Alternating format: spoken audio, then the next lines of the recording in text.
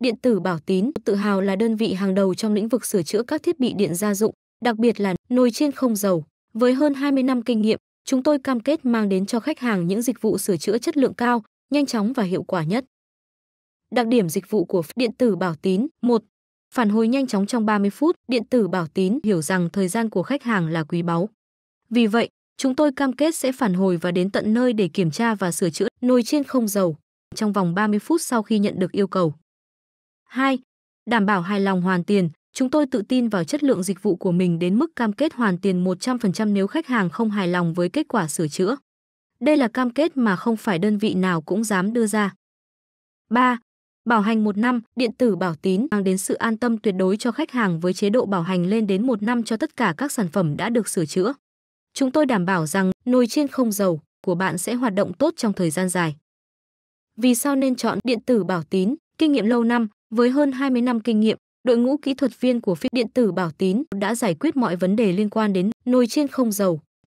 Chúng tôi biết rõ từng chi tiết nhỏ nhất để đảm bảo sửa chữa đúng cách. Dịch vụ chuyên nghiệp. Đội ngũ của chúng tôi không chỉ giỏi về kỹ thuật mà còn rất tận tâm và chuyên nghiệp. Chúng tôi luôn lắng nghe và đáp ứng mọi yêu cầu của khách hàng. Giá cả hợp lý. Điện tử Bảo Tín cam kết mang đến dịch vụ chất lượng với mức giá cạnh tranh. Chúng tôi luôn minh bạch về chi phí và không có phụ phí ẩn.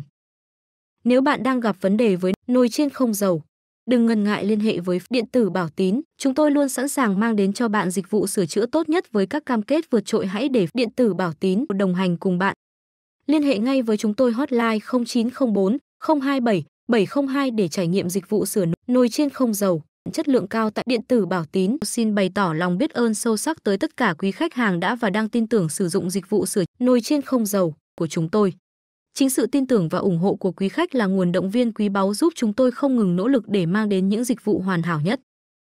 Trong suốt hơn 20 năm qua, Điện tử Bảo Tín đã không ngừng phát triển và hoàn thiện, với mục tiêu duy nhất là mang lại sự hài lòng tối đa cho quý khách. Chúng tôi hiểu rằng, sự tồn tại và phát triển của Điện tử Bảo Tín hôm nay đều nhờ vào sự tín nhiệm và đồng hành của quý khách. Với tâm niệm đó, chúng tôi luôn đặt chất lượng dịch vụ lên hàng đầu, cam kết mang lại những trải nghiệm tốt nhất cho quý khách.